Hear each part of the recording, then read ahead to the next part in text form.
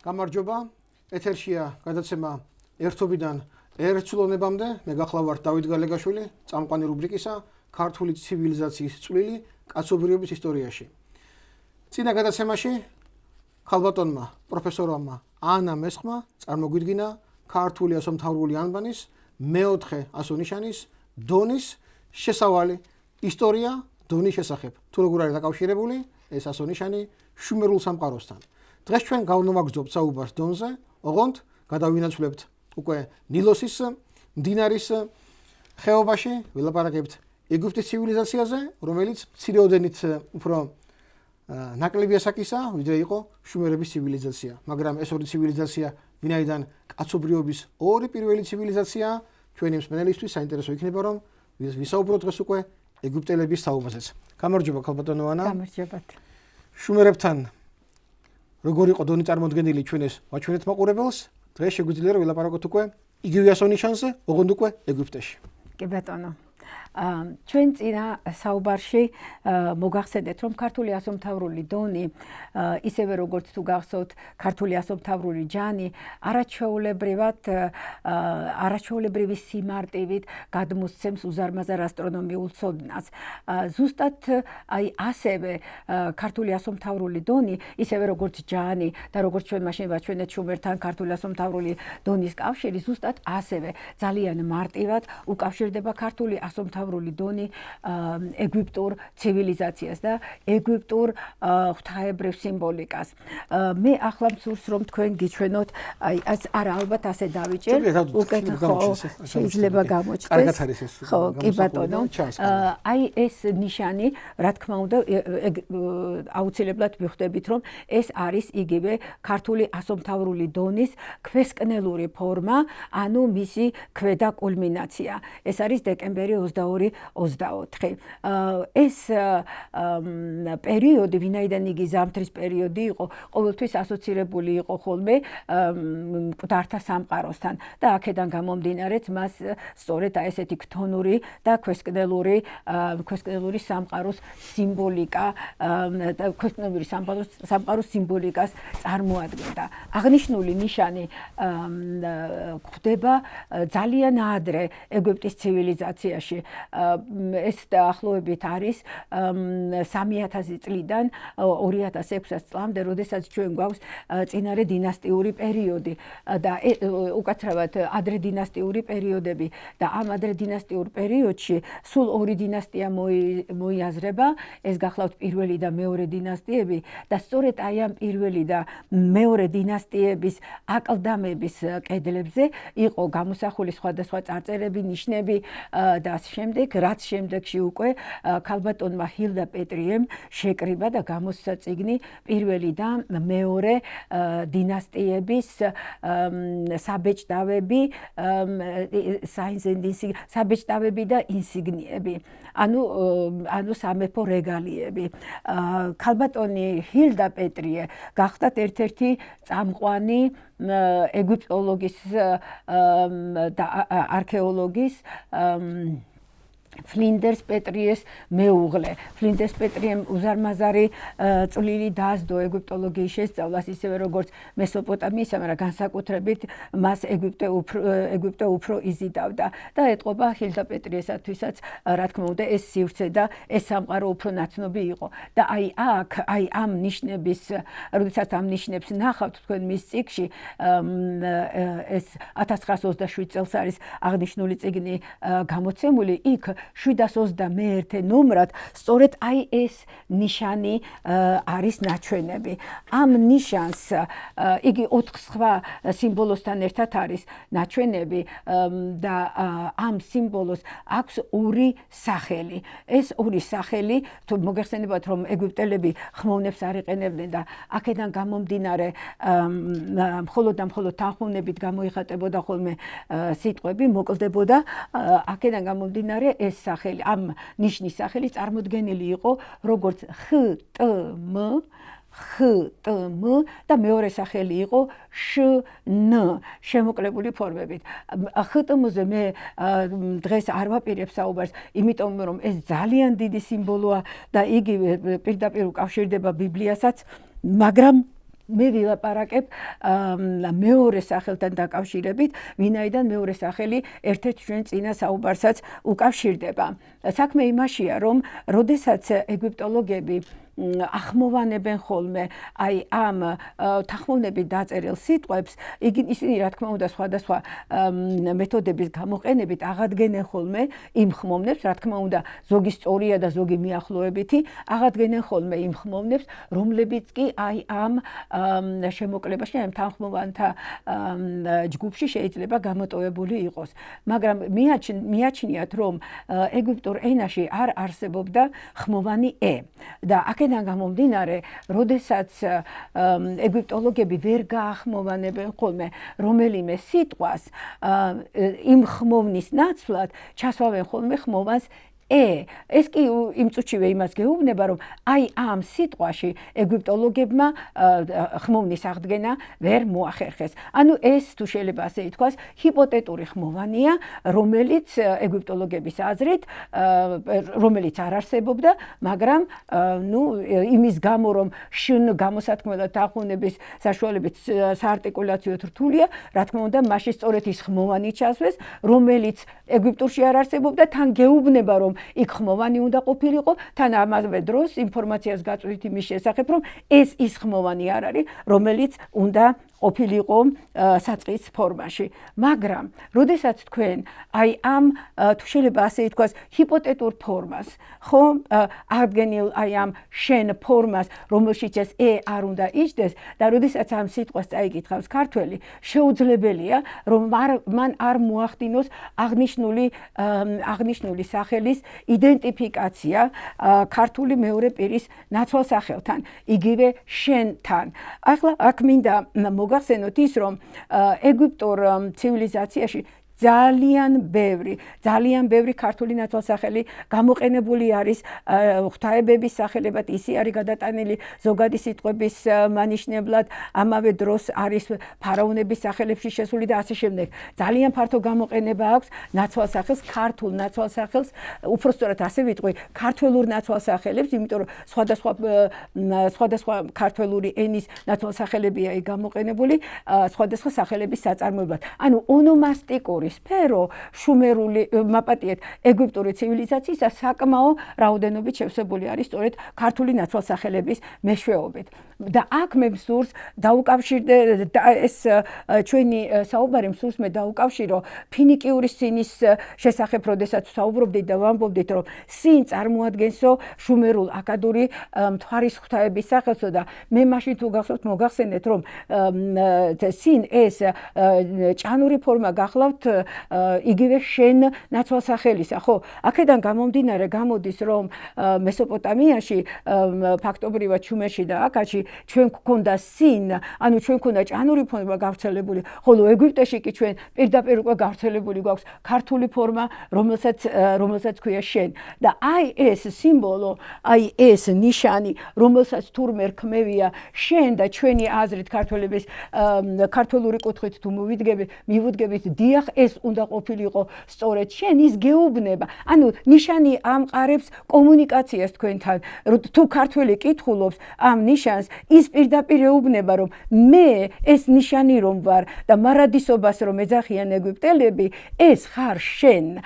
აი ასეთი ინტერაქცია ხდება, ესე იგი, როდესაც ქართველი კითხულობს ამ სიტყვას, მაგრამ რა თქმა უნდა, როდესაც დასავლელი მეცნიერი კითხულობს ამას, რომლისთვისაც შენ აბსოლუტურად არაფერს არ წარმოადგენს, რა თქმა უნდა, მასთან ეს კომუნიკაცია ჩავარდნილია. ეს კომუნიკაცია ვერავითარ შემთხვევაში ვერ შედგება.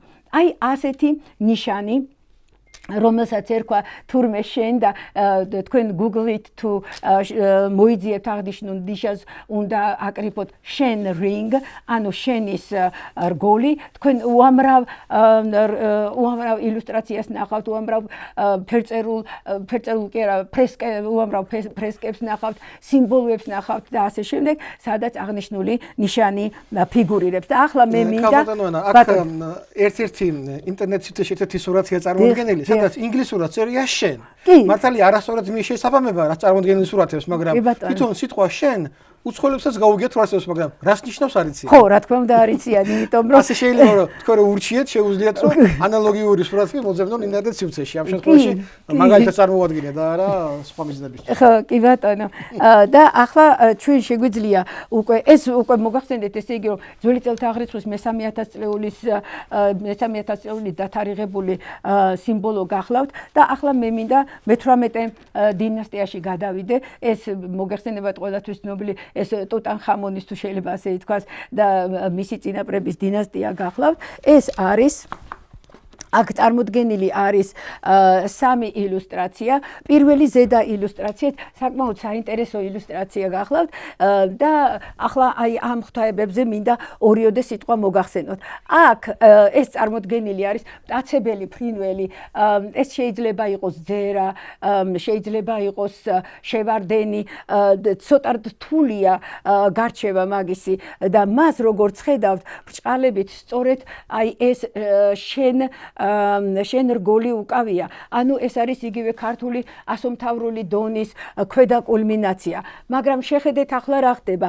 ეს მისი სახე ეს ქალღვთაება გახლავთ ეს ფრინველი, მას ეწოდებოდა ნეხბეტი და ნეხბეტს ძალიან ხშირად გამოსახავენ ხოლმე ეგვიპტურ მახრჩობელა გველთან ერთად, კობრასთან ერთად. აი აქ ზედა რეგისტრში არის სწორედ ამ კობრას გამოსახულება წარმოდგენილი და თითოეულ გამოსახულებას აი თქვენ ხედავთ უკავია აი ეს შენ რგოლი, მაგრამ ამ შენ რგოლს არა აქვს ქვესკნელური გამოსახულება, ქვესკნელური ფაზის გამოსახულება, ანუ ქვედა კულმინაცია. მას უკვე ეს რგოლი უკავია შემოდგომის დღეღამ სწორობის ფაზაში. ანუ სხვაგვარად რომ ვთქვათ, ეს სიმბოლოები, აი ეს ქართული ასომთავრული დონის 4 ფაზა რომ განვიხილეთ, აი ამ ფაზების ვარიანტები ზოგი შუმერშია, ზოგი ეგვიპტეშია, თანაც მიმობნეულია, მაგრამ იმის გამო რომ მათ არიციან ის შემკრები ძირითადი სიმბოლო, რომელსაც ექვემდებარება ყველა ეს ნიშანი და ეს გახლავთ სწორედ ქართული ასომთავრული დონი, იმიტომ რომ ეს არის ზესკნელური მზე, აქედან გამომდინარე მათთვის რა თქმა უნდა, აი მთელი ამ ინფორმაციული სისტემის გაგება, რა თქმა უნდა, შეუძლებელი ხდება. ეს ფრესკა აღებული არის აღებული არის მოდით ასე ვიტყვი დეირ ელ ბაჰრის ტაძრიდან. ეს ტაძარი აშენებული იყო ქალი ფარაონის ჰატშეპსუტის მიერ. ეს მე-18 დინასტია და თუ თქვენ ინტერნეტში მოიძიებთ დეირ ელ ბაჰრის ჰატშეპსუტის ტაძარი, თქვენ ნახავთ გასაოცარ ტაძარს. ეს არის უზარმაზარი არქიტექტურული კომპლექსი, რომელიც რა თქმა უნდა ჰატშეპსუტმა იმისთვის ააშენა, რომ გარდაცვალების შემდეგ იგი იქ უნდა დაეკრძალათ. საოცარი რამ არის, ნახეთ, მას ქართული სახელი ქვია, მაგრამ ინტრიგას დავტოვებ და ამ ტაძრის ქართულ სახელს მე თქვენ დღეს არ მოგახსენებთ, სხვა დროისთვის შემოვინახავ, მაგრამ საინტერესოა იმდენად, რამდენადაც თვითონ ტაძრის სახელიც ქართულია და მასში გამოხატული სიმბოლოებიც სწორედ რომ ქართულია და უპირველეს ყოვლისა ეკუთვნის ქართულ ასომთავრულ დონს. ახლა წავიდეთ ცოტა უფრო ღრმად და მაგრამ ჩვენ ისევ მე-18 დინასტიაში ვრჩებით. აქ თქვენ გაქვთ ტუტანხამონის ნიღაბი, მისი გარდაცვალების ნიღაბს ეძახიან ხოლმე ამას და თქვენ მის სამეფო ასე ვთქვათ გვირგვინის თავზე ხედავთ სწორედ ნეხბეტს, ანუ ეს არის ნეხბეტი და კობრას, ანუ ვარჯეთს. ესენი ორივენი ქალღვთაება იყო და ისინი ძალიან ხშირად ხოლმე არიან ერთად, მაგრამ ეს ხშირე განპირობებულია ერთადერთი გარემოებით.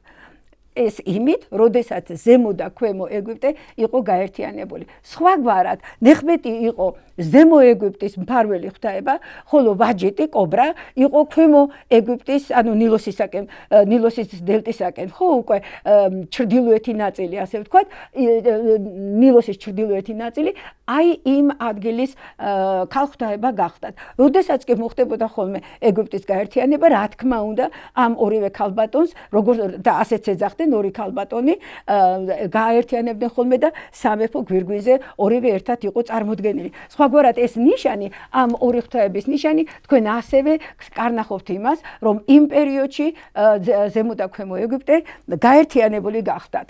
ახლა რაც შეეხება აი შემდეგ ილუსტრაციას, ეს გახლავთ საყელო უпроსტად ყელსაბამი, რომელიც ტუტანხამონის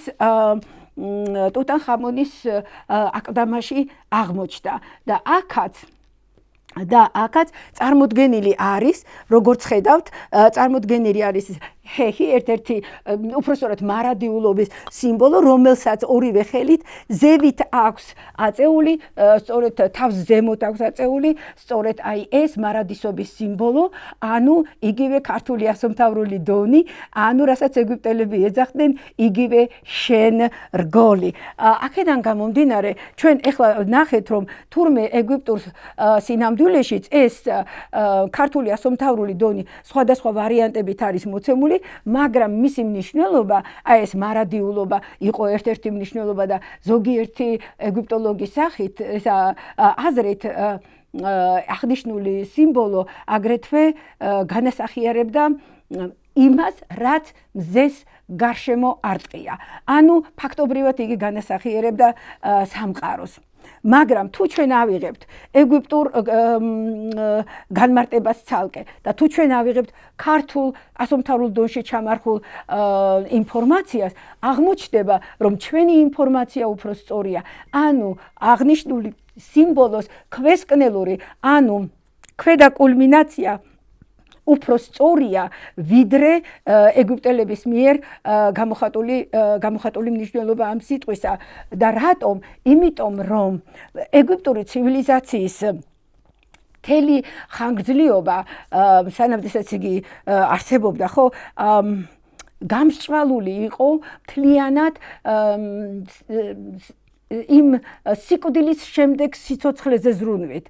ეგვიპტელებს რომ ვიცით, რომ ძალიან სწამდათ სიკვდილის მერე აღდგენა, სიკვდილის შემდეგ აღდგომა, ოსირის უნდა შეერთებოდნენ ისინი, მაგრამ ამისათვის საჭირო იყო, რომ მოემზადებინათ ის ტაძრები, რომელ ტაძარშიც ისინი უნდა დაკრძალულიყვნენ. ანუ ფარაონი როგორც კი მოვიდოდა ტახტზე, იგი იმ წუთშივე იწყებდა ხოლმე თავისი აკლდამის მშენებლობას. კიდევ ერთხელ ვიმეორებ, ეს ასე ვთქვათ, ზრუნვა საიქიო ცხოვრებაზე ეგვიპტელებისათვის ძალიან მნიშვნელოვანი იყო და აი ამ მთელი ეგვიპტური ცივილიზაციის განსაზღვრელი პრინციპის მნიშვნელობა და თვითონ განსაზღვრელი პრინციპი ჩადებული არის ქართული ასომთავრული დონის ქვემო კულმინაციაში, ანუ იგივე საიქიო ცხოვრებაში თუ გნებავთ, ან და სულთა სამყაროში და ასე შემდეგ. ანუ ჩვენი დონი უფრო მნიშვნელოვანია, მაგრამ აქ უნდა გავიხსენოთ კიდევ ერთი კომპონენტი. ეს არის ის, რომ ეგვიპტელებს ჯეროდათ, რომ მართალია ჩვენ უნდა ესე იგი სიკვდილისთვის ვიზრუნოთ და უნდა ღირსეულად გავიაროთ მთელი საიქიოში მათ მთელი ფაზები ჰქონდათ, ხო, გასავლელი კარიბჭეები იყო და ამ კარიბჭეებში უნდა გარკვეული, თუ შეიძლება ასე ითქვას, კოდური სიტყვები უნდა ეთქვათ, რა სიტყვების მეშვეობითაც მიხვდებოდნენ, რომ აი პიროვნებას ეს რაღაცა ცოდნა აქვს და მას სწორად გაიარა ეს ცხოვრება და გაუშვებდნენ შემდეგი ოთახისკენ, მას უნდა გაევლო და ასე შემდეგ მთელ რიგ ფაზებს გადიოდა ხოლმე სიკვდილის შემდეგ, მაგრამ ამას აკეთებდა იმიტომ, რომ შემდეგ აუცილებლად აღმდგარიყო. შემდეგ აუცილებლად, თუ შეიძლება ასე ითქვას, აი ამ ფაზიდან მზე აი ამ ფაზაში უნდა გადასულიყო. ანუ ქართული ასომთავრული დონის ზესკნელურ ფაზას უნდა დამთხოვოდა. ეს ძალიან მნიშვნელოვანია, იმიტომ რომ ის რაც ქართული დონის ქვესკნელურ ფაზაშია გამოხატული, ამით ცხოვრობდა მთელი ეგვიპტე, მაგრამ რისიც მას სწამდა მომავალში ეს იყო ის, რომ იგი აუცილებლად ქართულ ასომთავრულ დონს შეერწყმოდა, ანუ იგი აღდგებოდა დონთან ერთად. აქ მე ახლა მინდა უბრალოდ ძალიან მოკლედ თუ შეიძლება ასე ვთქვათ, პარალელი გავავლო ფინიკიურ ანბანთან ერთად. გახსოვთ ალბათ თქვენი იქ, რომ ხარი, რომელიც, ანუ ალეფი, რომელიც მამამ უნდა ჩამოაგდოს თავისი ტახტრევანი, თვალიდან ის რომ ჩამოვარდება იმიტომ რომ შემდეგ იგი აუცილებლად აღდგეს ღვთაებრიობის რანგში ხო ჩვენ ფაქტობრივად აქაც იგივეს ვხედავთ იგივე საფეხურებს ვხედავთ რასაც ფინიკიური ალეფი გაივლის და ვინაიდან ეს არის ქართული ასომთავრული დონი აი და ეს ნიშანია მიცემული ეგვიპტელებისათვის როგორც ასევე მარადისობის სიმბოლო ეს უკვე მათ წამში არის გამოხატული და ახლა მე მინდა სულ რამოდენიმე როგორ თქვა ასე რწმენასთან დაკავშირებით ეგვიპტელების რწმენასთან დაკავშირებით ორიოდე სიტყვა მოგახსენოთ ეგვიპტელებს ძალიან ღრმად სწამდათ რომ მათი სიტყვები ეს იყო ღვთიური სიტყვები და რომ მათი იეროგლიფები იყო იგივე ღვთის სიტყვები ისინი ფიქრობდნენ რომ უпростоრად სწამდათ რომ სახელები საგნებისა გაცილებით უფრო მეც ნიშნავს ვიდრე მათი გაგონების დროს აი ჩვენ რაღაც როდესაც რაიმე მნიშვნელობას მის მნიშვნელობას ვიგებთ ხო ისინი ფიქრობდნენ რომ აი ამ სახელების უკან გაცილებით უფრო დიდი მაგრამ გასაიდუმლოებული ინფორმაცია იმალებოდა აი ამ გასაიდუმლოებულ ინფორმაციამდე რა თქმა უნდა ჩვეულებრივ ეგვიპტელებს ხელი არ მიუწვდებოდათ ეს მხოლოდ და მხოლოდ ხელდასხმული სამეფო კარის წევრებისათვის და ქურუმებისათვის იყო მხოლოდ და მხოლოდ ხელმისაწვდომი. ამიტომ, როდესაც ქურუმი აი ამ სიმბოლოსთან დადგებოდა ხოლმე, მაგალითად, ხო, მან იმის გამო, რომ მან იცოდა მის უკან რა უზარმაზარი ინფორმაცია იყო ჩამალული, იგი მას ეთაყვანებოდა და აღმერთებდა, მაგრამ ჩვეულებრივი მოკდავი, რომელმაც არაფერი არ იცოდა ამ სიმბოლოს შესახებ, ეს მისთვის აბსოლუტურად არაფერს არ წარმოადგენდა.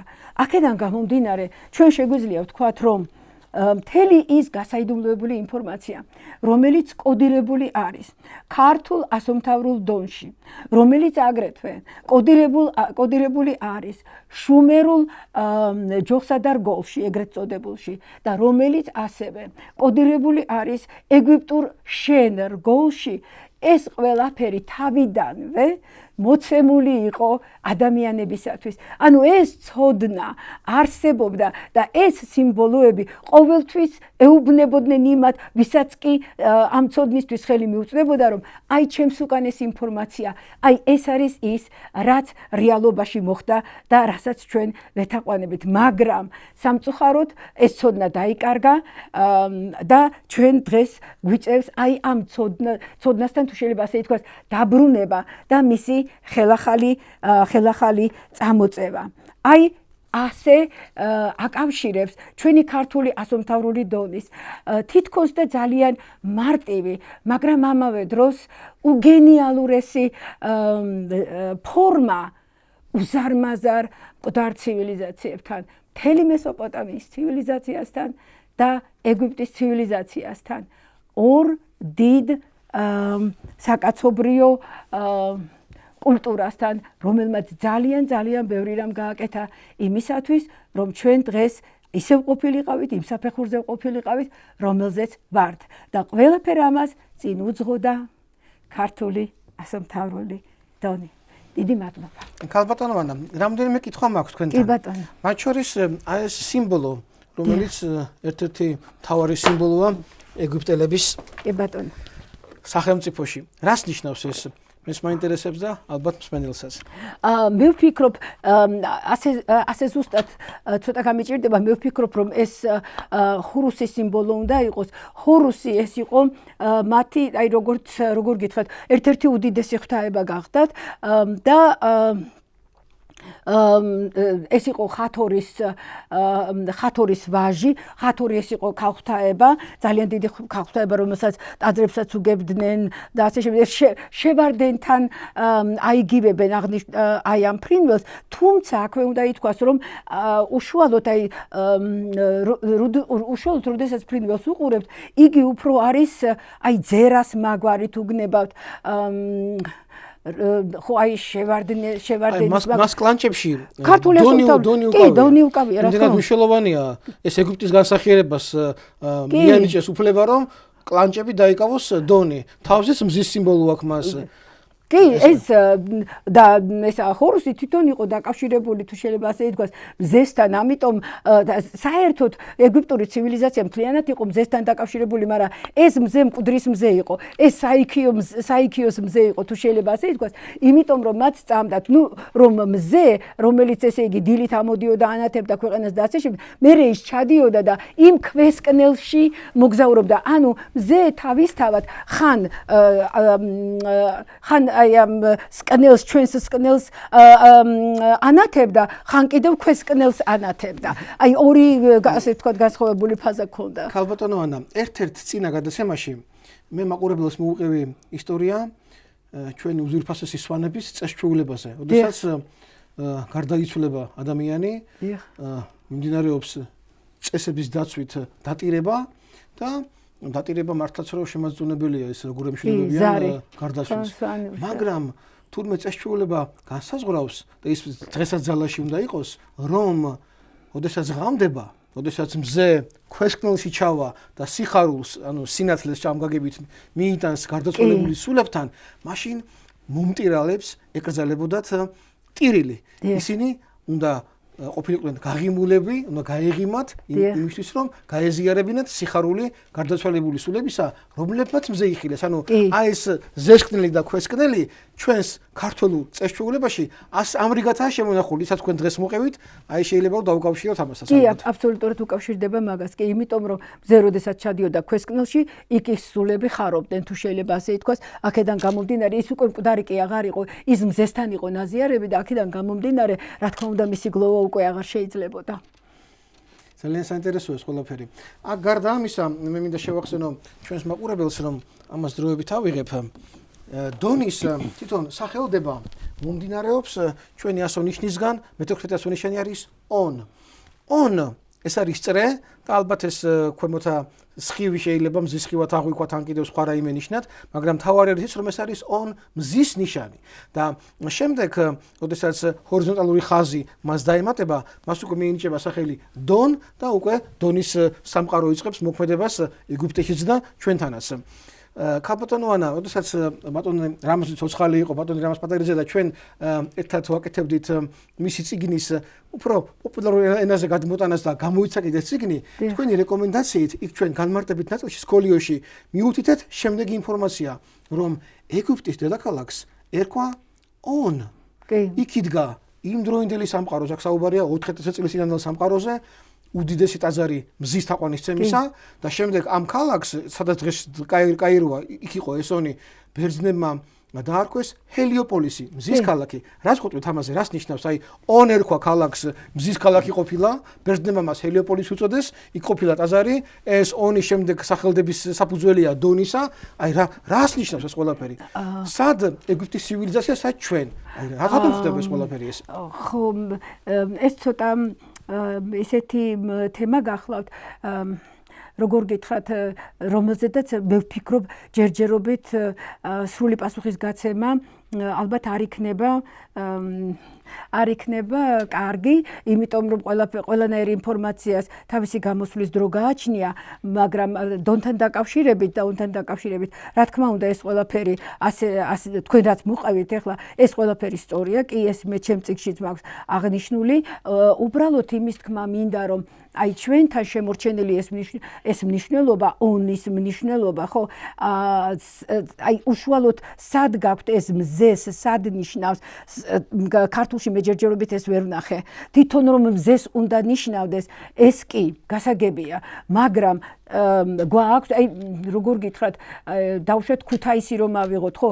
აი მე ნამდვილად ვიცი რომ ეს ქუთაისი კუტაიადან მოდის მაგალითად და ნუ რასაც ნიშნავს, მაგრამ აი on ქალაქი, oni რომ ქვია ქალაქს, ეს მზის მნიშვნელობა ვინ მიანიჭა მას? აი ეს არის ძალიან საინტერესო, იმიტომ რომ მე ლექსიკონებში on უდრის მზეს მაგალითად ვერ ვნახე. აქედან გამომდინარე, თავისთავად ეს ძალიან საინტერესო ფენომენია. იქნება კიდევ სხვაგან უნდა ვეძებოთ, დაუშვათ სხვა ენებში უნდა ვეძებოთ, იგივე ამ სიტყვის თუ შეიძლება ასე ითქვას განვრცობა, თუ იგი იქაც აღმოჩნდება რომ მზეს უდრის, მაშინ რა თქმა უნდა უფრო მეტი სამტკიცებელი გვექნება, მაგრამ თვითონ ის ფაქტი, რომ აი მხოლოდ ერთ ეგვიპტეში გვაქვს ჩვენ ჩვენ უნდა შემდეგ მას ჰელიოპოლისი დაერქვა ეს თავისთავად მნიშვნელოვანია ჩემი აზრით, მაგრამ არასაკმარისია იმისათვის, რომ ვთქვათ, რომ on არის მზის მნიშვნელობის მატარებელი სიტყვა. ერთი რაღაცაც მინდა ვთქვა, ვინაიდან on ქართულში არის დასახლების სახელი, მოგეხსენებათ, რომ ეს მიეკუთვნება ტოპონიმიკას და და ზოგადად კიდევ ონომასტიკას, ხო? საქმე იმაშია, რომ როდესაც ჩვენ გვაქვს ონომასტიკური ერთეული არის მეორადი. რას ვამბობ ამით? ჯერ უნდა ყოფილიყო ზოგადი მნიშვნელობის მქონე სიტყვა და აი ამ ზოგადი მნიშვნელობის სიტყვიდან შემდეგ უკვე უნდა მოხდეს სახელდება. ანუ სახელი უნდა დაერქვას. სხვაგარად ონი რომ ქვია ამ ქალაქს, ეს მისი მეორადი გამოყენებაა. ეს მისი მეორადი დანიშნულება. აი რა იყო მისი პირველი მნიშვნელობა, მიხვდით? როგორც საზოგადო ლექსიკის ერთეული. აი ეს არ ვიცით. აი ამიტომ ეს ძალიან მნიშვნელოვანია. აი ეს ფორმა, აი ეს ფენა რომ იქნეს გამოკლეული.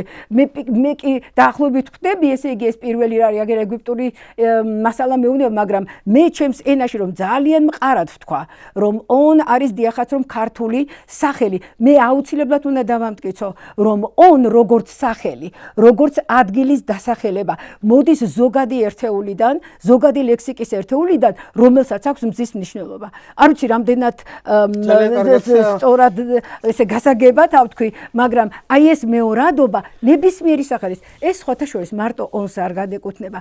ყველა სახელი, რომელიც კი არსებობს, ეს იქნება ადგილის სახელი, ეს იქნება ადამიანის სახელი, თუ არ ვიცი, აი ნებისმიერი რაც გნებავთ, იმას აუცილებლად წინ უსწრებს აი ეს ზოგადი ლექსიკა. ეს არის დაუწერელი, თუ შეიძლება ასე ითქვას, კანონი ონომასტიკური ერთეულების წარმოებისა.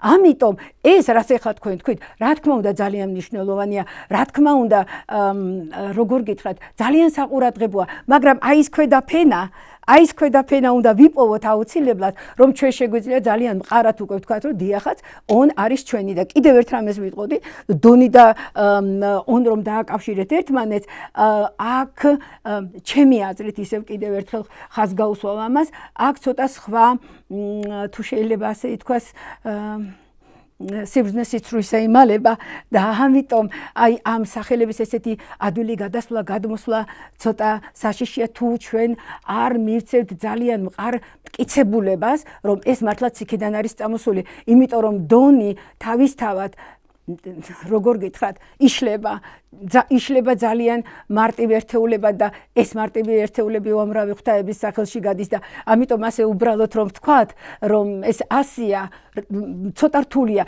ანუ მე მტკიცებულება მინდა კიდევ უფრო მეტი, რომ მყარად ვიყო, რომ არავის არ წარმოეშევ შეკითხვა იმის შესახებ, რომ ხო, მაგრამ აბა ეს აქ რო 100-ია, აი ეს არ მინდა რომ იყოს.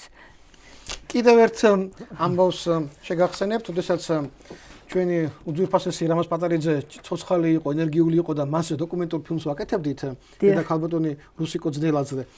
მაშინ თქვენ ასევე გვირჩიეთ, რომ წავსულიყავით და ესპანეთში მოგვეძებნა კანჩო როანოში ძველი წელთაღრიცხვის მე-5 საუკუნის ახალ-ახალ აღმოჩენილი ტაძარი.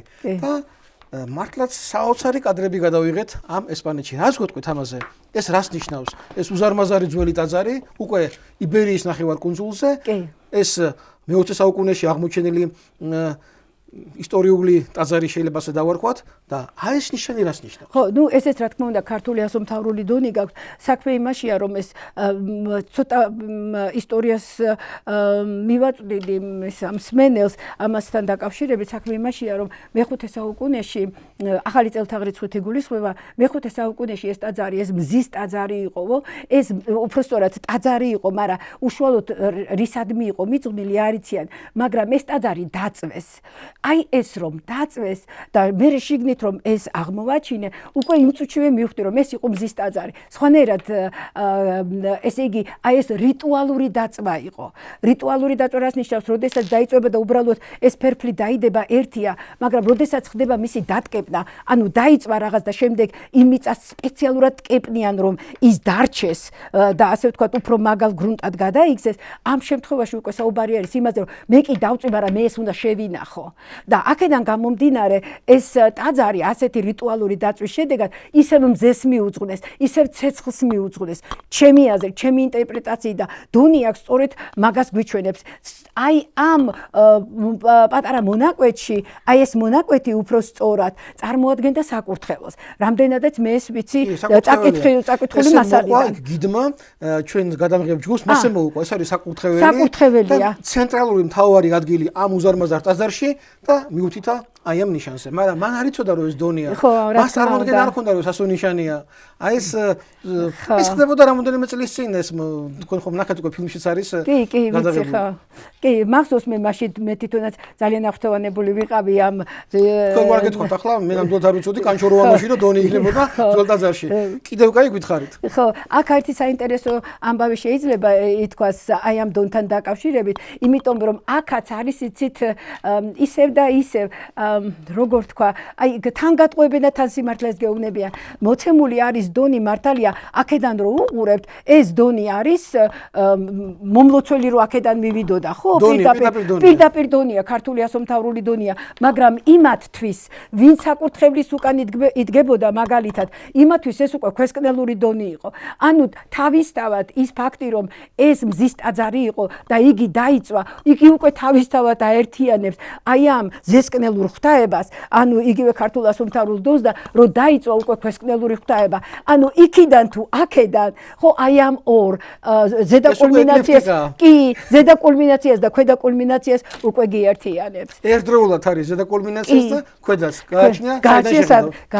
გააჩნია საიდან შეხედა. დიდი მადლობა ქალბატონო ანა. მე შევაჯამებ ამ ორ გადაცემას წინა კვირისას და დღევანდელს, იმით რომ ჩვენ საზოგადოებას გავაცანით ქართული ასონიშანი დონი, რომელიც ჩვენთან ანბანში იმყოფება ზესკნელში, ანუ ეს არის საზე, ზემოდან არის ჰორიზონტალური ხაზი. ეგვიპტეში ის იმყოფება ქვესკნელში, იმიტომ რომ ჰორიზონტალური ხაზი, როგორც თქვენ აჩვენეთ, უკვე აი ამ ნიშნით არის წარმოდგენილი, ხაზი ქვემოთ აქვს. ხოლო წინა გადაცემაში რომ ვაჩვენეთ ჩვენ შუმერების სამყარო, იქ უკვე გაზაფხულის და შემოდგომის გაზაფხულის დღეღამსწორობა. ხო, გაზაფხულის დღეღამსწორობაა და იქ უკვე გვერდითა, ესე იგი, რგოლს გვერდით აქვს ეს ჯოხი მიდგმული. კი, გაზაფხულზე. ესე იგი, ჩვენ დავინახეთ დონის სამყარო სამ სამყაროში, საქართველოში, ანუ ჩვენთან იბერიაში და კოლხეთში, ეგვიპტეში და შუმერებში. ოღონდ მას გააჩნია თავისი ფორმა. ზესკნელშია, ქვესკნელშია თუ გაზაფხულზე. ერთ რაღაცას დავამატებდი უკაცრავად, ეხლა გამახსენდა ამაზე რომ აჯამებდით, საქმე იმაშია რომ არც ერთ ცივილიზაციას მიცემული არა აქვს დონი ზესკნელურ ფორმაში. ყველა ფორმას ნახავთ, მაგრამ ამას ვერა. ერთი ორი მე პირადად რაც მუზეუმებში მივლია, ერთადერთი შემთხვევა ვნახე, როდესაც დონი არის ზესკნელურ ფორმაში, მაგრამ იგი ნაჩვენებია ქვესკნელში. ანუ დამარხულა არსენაი ქართულისა. ნუ საოცარი რაღაც არის, მაგრამ სადაც კი ნახავთ ამ სიმბოლოს, არა აქვს მნიშვნელობა. ქართული ასომთავრული დონი მხოლოდ ქართულია. ზესკნელური დონი, ანუ ზეციური ღვთაება, მზის მხოლოდ ქართულია. დანარჩენი არის უკვე სხვა ფაზების, თუ შეიძლება ასე ითქვას, ღვთაება. დიდი მადლობა. ჩვენი პირველი შეიძლება ვთქვათ სერია დასრულებულია. უკვე მომავალი წინ გვაქვს ქალბატონო ანა, ალბათ რამოდენიმე თვის შემდეგ ჩვენ უკვე კიდევ ერთხელ შევხვდებით ჩვენს მაყურებელს უკვე სხვა თემებზე სასაუბროთ. დიდი მადლობა. დიდი მადლობა. არ გაგზავნებოდეთ, შემდეგ შეხვდებით.